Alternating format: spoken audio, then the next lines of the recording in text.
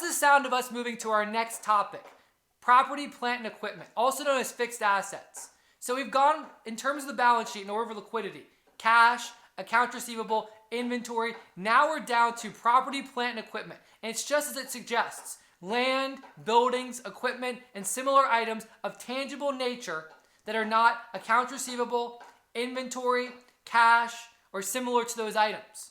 The idea here is these items are on the balance sheet for more than one accounting period, more than 1 year.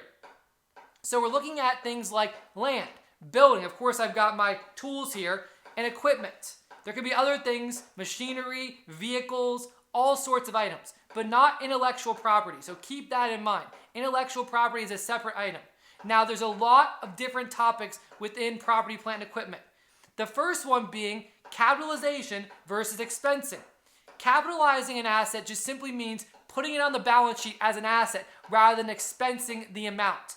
Expensing it means you're writing it off as an expense. The main idea here is if you're improving property, then it is a capital asset. It's a capital expenditure that is on the balance sheet as an asset. Now, key language, capital expenditure means that you're capitalizing it and putting it as an asset. Different from expensing.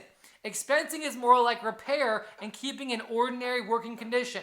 So if you have a building and you're doing repairs or maintenance on to keep it in existing condition, that's an expense, and those amounts do not get added on the balance sheet as an asset.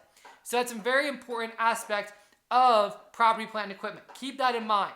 There's other costs that go into capitalizing versus expensing, but that's kind of a broad overview. There's also issues of depreciation, which in accounting, depreciation is just a reasonable estimate of the decline in terms of obsolescence and wear and tear with respect to certain property. That's all that is, and we'll go more in depth with that topic later on. So really, I've got my trusty little belt here. You can see I've got my hammer. Got my hammer there, put that away. Got screwdriver, of course, typical screwdriver, typical tools. Also got measuring tape. And then I've also got some more unique tools that are more unique with respect to teaching. Got an eraser for the dry erase board, and I've got some markers. So I'm ready for building and also going to work and making sure I can teach these topics.